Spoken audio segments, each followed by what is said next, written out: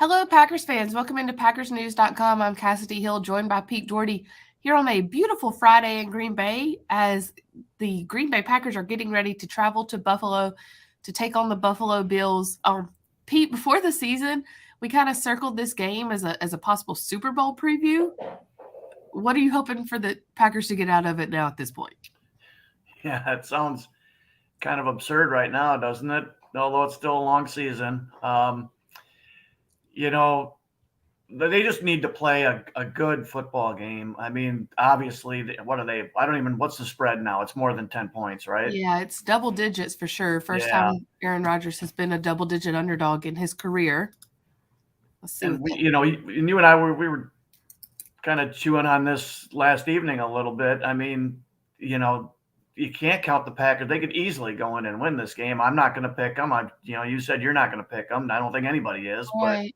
if they win, it wouldn't be a total shocker. But there's a good chance that they come out of this at 3-5, and their season's still not over. You know, they were 4-6 in 2016, and they went on that run to the championship game. But they just need to play better football. The arrow's got to start pointing up. You know, the offensive line that with the moves last week, even with Zach Tom at left tackle instead of Bakhtiari, seemed to help. They seem to play better. They just need to see more of that in other ways in the passing game and the running game. They're playing against a really good offense, so to get some stops against a really good offense, they just need to play better football. I am looking at the live Bet MGM page, and the current line for this game is 11.5. So, yeah, A lot of points. it's a lot of points. Home prime time though for the Bills. It's not too shocking. If you have any questions, feel free to drop them in the comments. Pete and I will get to them here in just a minute. Pete, couple of updates from Matt LaFleur, who just met with the media. They are cautiously optimistic that Christian Watson will be able to play on Sunday. He has practiced every day this week thus far. We'll see if he's out there today when we go out for Friday practice. And then as far as linebacker Rashawn Gary, who is in concussion protocol, LaFleur said he talked to Flea, the doctor, this morning, and Flea said that Rashawn had one more box to check to get out of concussion protocol. However, he was practicing yesterday, Pete, and they were in pads on Thursday. So, I mean, is that a good sign? Yeah, I was just trying to think. It may have happened, but I don't remember anybody getting this far along the concussion protocol path and then not playing that week. They just have to keep passing. They have to go through all these different stages where they do this one day and then they have to pass the concussion tests that night. Then they do more the next day and they have to pass the tests. So he just had to do more today, and if he passes the concussion tests tonight, and I don't know if they do it again tomorrow or not, but as long as he passes those, then he'll play. Like I said, I don't remember a guy getting this deep into the protocol and then not playing that week. Right. So, I mean, are we thinking maybe like just a questionable designation today on the injury report as opposed to just flat out? Yeah, I'm not even sure how they handle that. I guess, yeah, probably, but I would think if questionable. I think if I remember right, can be anything from 99% chance to 51% chance. Right. So this I would assume would be much more towards that upper end. We have a couple of questions coming in, but before we get to them, just one more thing on Rashawn Gary. How important would it be to have him out there when you're facing a quarterback like Josh Allen? Oh, it's huge. I mean, he's, it's either him or Kenny Clark is the best guy on their defense. I mean, he's irreplaceable for them. So it's huge. Right. With as huge as he could be, though, something that I know that we were talking about on the Green 19 podcast that came out this morning and different ideas. Could you see possibly Quay Walker being a spy? Yeah, for sure. This guy can really run and he's big. You got to mix it up. I would have to think they'll spy him some. Maybe they would go with Campbell because he's more experienced, but I would think that's something better for the younger, faster guy to do. Just just mirror him, then there's not a lot of nuance in it. Just mirror him. Now it's not something they do every play. Teams use that as a change of pace, I think. But yeah, you have to do it sometimes against this guy because he's just so good with his legs. Allen is. He's a really good runner. Yeah, Quay's so fast though. That's why I think they would use him over Andre Campbell. Yep. Okay. Adam asked the question of the week: will the Packers acquire a wide receiver before the deadline, or anyone? The deadline is Tuesday. Trade deadline.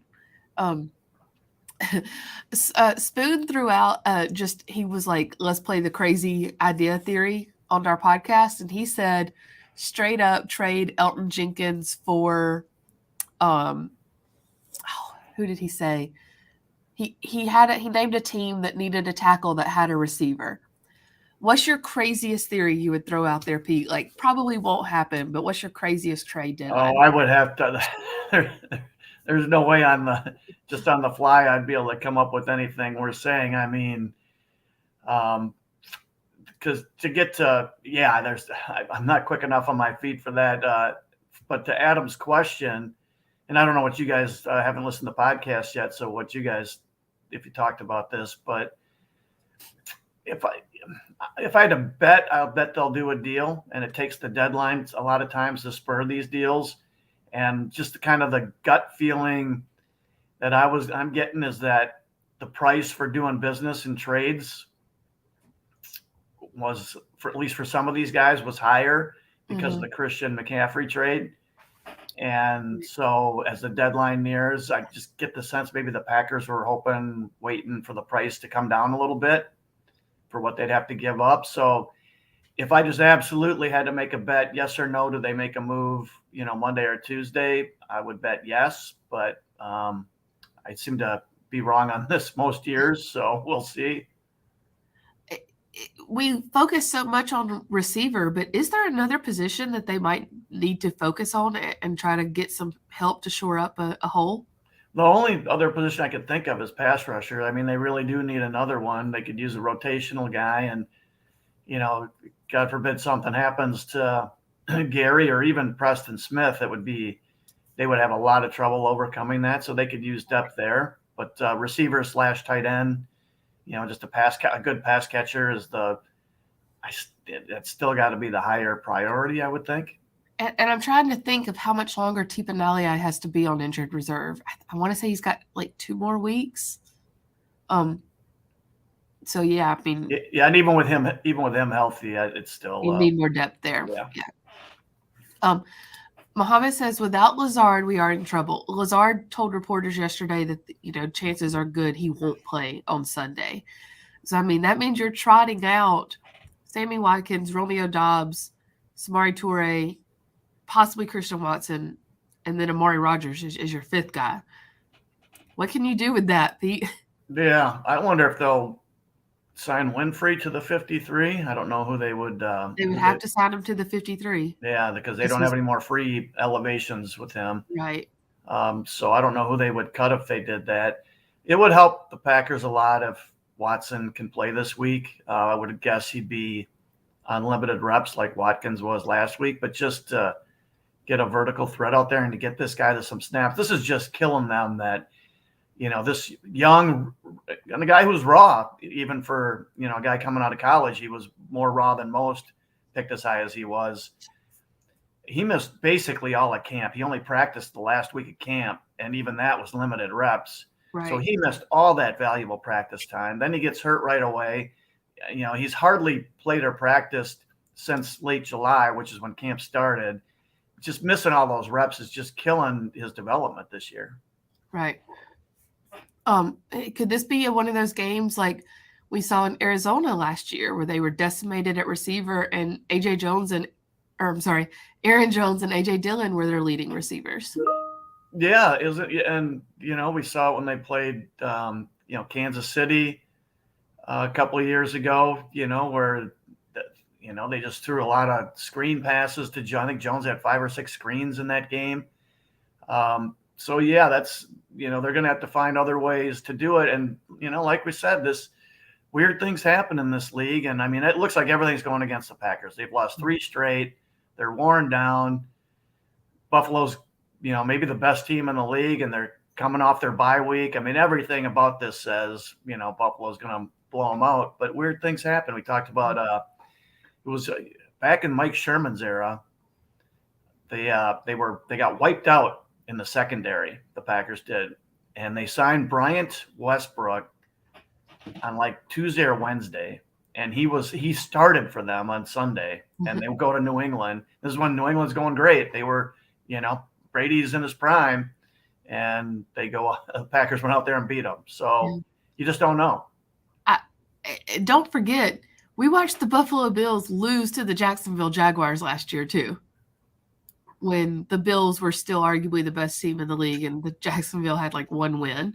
Yeah. No, weird things happen, and who knows? Maybe the Packers, maybe Rodgers was right that this was one of the best, could be one of the best things for them, that they could go in loose, low expectations, and maybe they'll start playing better football. Maybe we'll look back in December and January and say this was the week where things they kind of turned around their season. Or it all fell apart. That's a real possibility too. That was kind of the subject of my column, because I thought he took a real big chance by calling out the receiving corps this week. It could be a real light a fire under guys, and it could definitely work that way, but it could just as easily cut against him and he could lose part of the locker room and things could splinter. So it could definitely go either way. On that real quick, I just wanted to mention, I have a story that I'm writing today on the rookie receivers and how, their jobs might change this week without Lazard and Cobb, but also how they reacted to that. And I spent a long time talking to Romeo Doubs yesterday. And he's, as we've kind of seen in the locker room, he's a quieter guy. And I know, Pete, you and I talked about this after I left the locker room yesterday, but just to share with those watching, he's a quieter guy. He doesn't really get wound up, but he kind of got wound up yesterday. We talked for about 20 minutes, and essentially what it all boiled down to, what he was saying was, Rodgers can say whatever he wants. He can yell at us. He can call us out. Who cares? I have a finite amount of time to learn from one of the best quarterbacks of all time. So I just need to soak it all in, and whatever comes with that comes with it. Is that the kind of attitude you need to see from a rookie when stuff like this happens? Oh, it's definitely a healthy approach. And, the only thing I wonder is, what they really think inside, but it's definitely saying the right things. It's showing, maturity and leadership for a young guy like that to at least say that publicly. So it's a good sign. He strikes me as a super conscientious guy who really works at his craft. His confidence, I'm sure, is shaken right now. And so, the calling out of the receiving corps, I'm sure he felt a lot of it was, at him, so that might not have done his confidence any good. But he does strike me as just a guy who really cares and wants to be good. And, obviously the Packers, of the receivers who play a lot, he's their most talented guy, and they could really use him to just have really big in-season growth, because he showed a lot of ability, but he really had a rough week last week with the drops. Last question before we sign off here from Adam. Earlier in the year, someone asked Rodgers if the young guys were likely to extend his career. With all the adversity and troubles of the last 3 weeks, do we think it is more likely he retires after this year? It's a good question. It is. And all these things are so fluid. Things change so fast in this league. The way they look in September, they could look completely different in late October, early November. The way they look in November, they could look completely different in late December or January. So it all depends on what transpires over the next 2.5 months. That determines so much. And it's a week-to-week league, and things could look a lot different, in early January than they do right now. So that there's no real good way to answer that other than there are all sorts of possibilities, and both of the options that you bring up there are possibilities. And it just depends how things look in January. Exactly. Well, whatever happens, we will be there to cover it for you. I know we've had a couple more questions come in. Those are ones that we did answer at the top. So if you want to go back and watch the recording of it, I've got to get out to practice, so I'm going to say goodbye. Pete, I know you're going to be in Green Bay this weekend, correct? Yeah, we're with the budget cuts that we had, we each have to take off one of the flying road trips, and so this is the one before the season I picked to take this one off. But I'll still be obviously doing some work here and watching the game, and we'll be doing a Facebook Live after the game, after locker room access. So that'll be probably 45 minutes to an hour after the game ends. You and I will be doing a Facebook Live if anybody's interested in attending that. Yeah, it'll be late at night, but we'll be there for you. We'll have the late night version of Facebook Live going. Pete, thank you so much. Like I said, we'll have you full covered on PackersNews.com this weekend for full coverage of Packers versus Bills. Thanks so much,